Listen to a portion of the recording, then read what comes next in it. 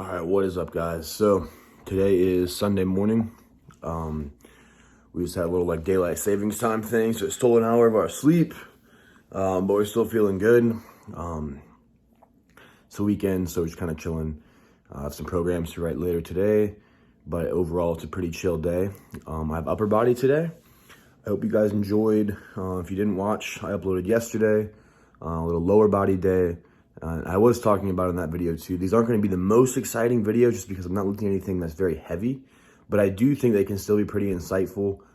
It's kind of like a log too, just for me.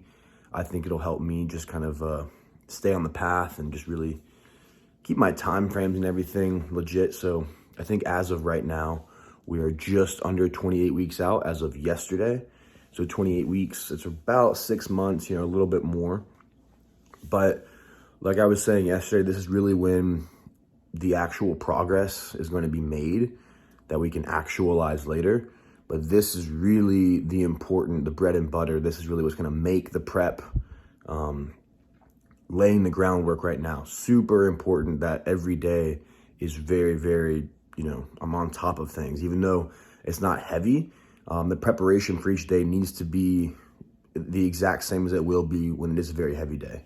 So, for example, one thing I am trying to implement, especially during this, what I'll call off season, is not over relying on caffeine. So I'm not going to completely eliminate caffeine from my regimen, but I'm definitely not going to use it the way I used to use it in the past, whereas mostly using it as a Band-Aid to try to cover up bad sleep.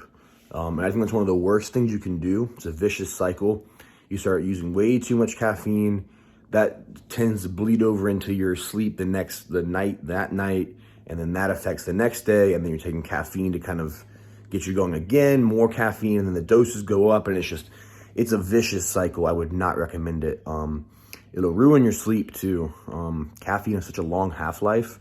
People don't realize, I'm not exactly sure on the numbers here, you guys can call me out, but I'm pretty sure if you drink like a 300 milligram, like I've heard this statistic before, but a 300 milligram bang around like 3 p.m.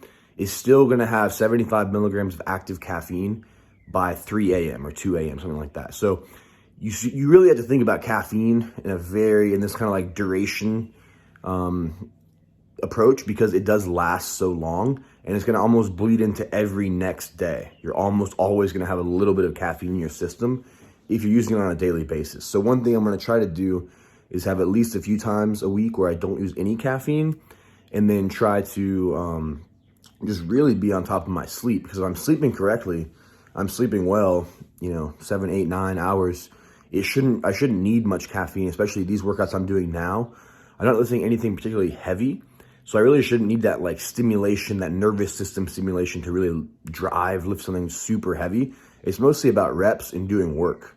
So the biggest thing that's going to help me, and I know this, I've done this for a long time, is going to be sleep, nutrition, hydration, and then just progressively training harder and harder using those things to drive progress, not using anything artificial or temporary like caffeine, stimulants, things like that. They're not sustainable. It's not the way. So got a little bit ranty there, but that's one thing I'm going to be trying to implement, is just not using too much caffeine. Another thing I'm going to try to really do is regiment my waking and sleeping times and my training times every single day. I'm going to try to have that very, very, very, these windows kind of cut out where I wake up, I go to sleep, I train the same times every day. So what I'm thinking right now is if I can get to bed by 11 or 12 midnight, wake up around 8 or 9, and then training will usually start around 1 or 2 p.m. So I'm at least awake for about 4 hours, get a meal or two in me, try to get at least half a gallon of water, some fruit, a meal, everything like that. Yeah. So that's what I did today. I had an orange. I'm about to have some ground beef and rice and bone broth, and then I'm going to make my way kind of slowly to the gym, because I've only been awake for about 2 hours now, so I'm not in a big rush to get there. I'm just kind of letting the body wake up, spending some time just kind of walking around, looking at the sun, waking up more kind of natural way. So today I probably won't take, honestly, any caffeine, because it's such an easy day in terms of just like weights. Like I think the heaviest thing I do is overhead press like 250. But I won't need any like really additional drive to do that. And I find it's much easier too to control, just to stay calm and everything, especially post-workout. A lot of times that caffeine is still really kicking, and I find it much more beneficial to be able to eat before and after training and not rely on the caffeine, because it just really, I think it really just impedes recovery heavily from a nervous system standpoint. You're stimulating your nervous system for a prolonged period of time. It has to recover from that, but you're really never letting it recover because you're taking caffeine on that daily basis. So sorry for getting a little bit off topic there, but we are going to make our way to the gym slowly. Upper body day today. I'm going to pretty much do the same as yesterday, record everything, and then I'll kind of record my thoughts after. But yeah, if you guys have any ideas for kind of topics that I can talk about while I'm making these videos, definitely drop them down below. I would love to hear some ideas. I'm pretty much an open book, so any questions you guys have, pretty willing to answer just about anything. But yeah, let's get it. It's going to be a good day. And yeah, let's get it. All right, what is up, guys? So this is my full workout that I did earlier today. Ended up working up to 15 singles on 250 pounds on the overhead press. And I've never trained the overhead press quite like this. So we're treating it, I think, as movements like this, movements like the deadlift should be treated. We're not training them with, multiple repetitions. Each repetition really after the first is a little bit different from the first because it has eccentric loading preceding the concentric. So same with the deadlift. Each rep after the first one is not really a true dead rep. On my last set of the overhead press, 15th set, I did do it behind the neck just to kind of prove to myself that I could. Felt really good. These push-ups, I'm going to have to increase the band tension. I did 12 sets of 12, but they were a little bit too easy than they should be. My last set, I did 25 reps, and that definitely proves to me that they're a little bit too easy. So I'm either going to have to add an additional band on top of this green band or go all the way up to a heavier band altogether, which I think that's what I'm going to do, because more than one band would be just kind of a pain to hold on to. So I really like this variation, kind of getting me away from the barbell. I don't actually do any barbell work besides the overhead press on this day. I have push-ups, I have single arm military press or dumbbell press seated, I have pull-ups, I have a little bit of tricep isolation movement, but really my second push day I would say is a little bit more of a little bit further away from the competition variations. Really both days are, but this day's even further away. And I really appreciate that right now. I don't really think I need to be maintaining super heavy bench presses to maintain my strength on the bench press. And if anything, just a little bit of time off from going super hard will just be easy, a little bit easier on the joints, can kind of build everything up. Gives me the chance to focus on my back a lot more too. So I really have not been doing hardly any rows, and Josh has them twice a week, pretty heavy row. So I'm excited to start pushing that because that will obviously also aid my bench press, just having increased stability. Having bigger lats, bigger rear delts, bigger upper back in general is always going to help the bench press. So on these pull-ups here, no weight, but the way that we're doing them, we're trying to be very explosive. So chest to bar or sternum to bar, trying to pull it very high. Really trying to each rep be as explosive as possible. Not really focusing on peak contraction or really high quality movement. Just trying to really throw my body through the air.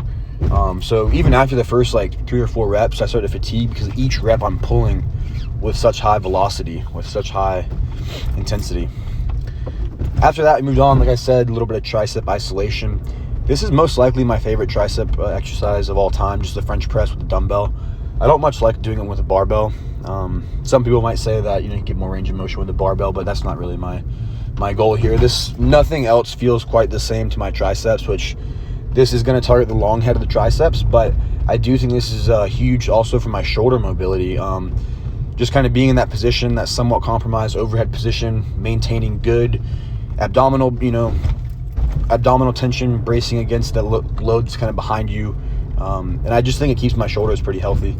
So I did three sets of 12 with 125 pounds on these, which is about the most I've ever done. And they're pretty hard. I think this last set I actually only got 11.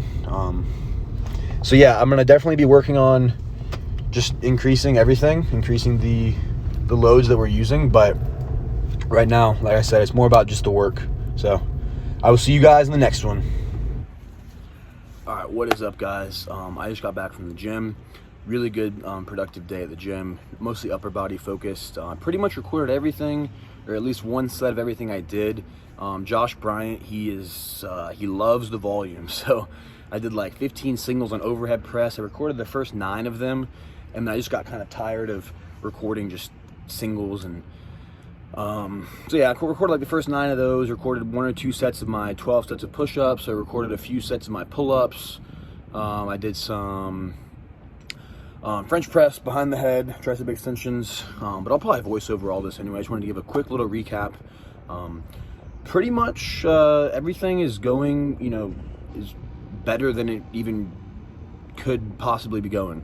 Like, I don't really see anything that could be better right now. I have no aches and pains. I was dealing with a little bit of like back pain after my meet. I think it was just due to a lot of fatigue, just squatting 750 plus, deadlifting 900 plus in the same day. It's just a lot of load on the body. I think my body wasn't injured or anything. It was more of like indicative of just the signs, just kind of giving me it was giving me like sort of a warning that your nervous system it went through a beating on that day. So I really haven't done much. I haven't done any deadlifting since the meet. I haven't done hardly any squatting either. I've done 1 or 2 sessions where I either front squatted or did high bar squats. In both those sessions, did give me a tiny bit of back irritation. So we're taking it pretty easy. I believe I have 1 more day this week. It'll be a high bar squat day, I think a farmer's carry day, a few other variations. Really, really fun stuff. A lot of people ask me about the strongman training. Obviously, we're kind of picking and choosing from the strongman stuff what's going to actually benefit us. So the main things are just carries, farmer's carries, yoke walks, stuff like that, sled drags. Very, very beneficial. Basically just taking the most general activity that we can do as a human, which is walking, and then loading that, and then progressively, loading it in different ways, duration, weight. You can manipulate the way that you actually drive that progressive overload in many different ways. So super, super excited. I do think I'm already on a pretty good roll of like recording YouTube videos, just because like I kind of make it like a few hour long like process. Like I make my intro, I go work out, try to record all the relevant things during the workout, kind of come home, recap everything, and then go from there. So I appreciate all of you for watching. The response to yesterday's video was pretty good. I already had like 2K views in just a day, so I know it'll kind of take some time, but I want to build the channel. I think we're going to be at 17K by the end of today. We're already like 10 or 15 subscribers away from 17K, which is huge to me. I know I've been kind of neglecting YouTube because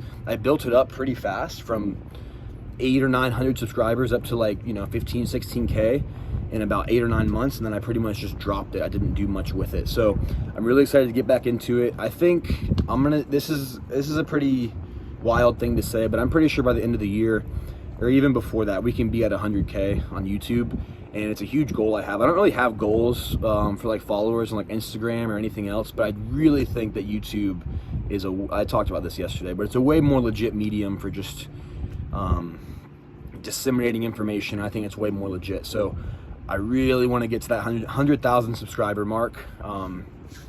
I saw Joan Pradles, I might be mispronouncing his name. He got there.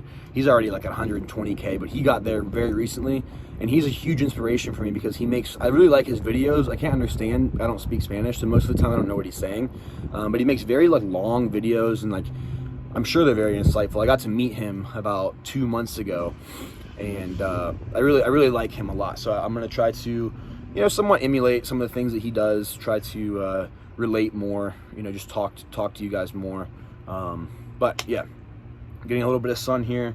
I'm gonna go sauna, I'm gonna go eat some more throughout the day, and just kind of focusing on recovering for tomorrow's session. But that's really the name of the game, is stimulus, recovery, sleep, and then just cyclical, those same things. So thank you guys for watching. I will see you in the next one, and there'll be another one tomorrow.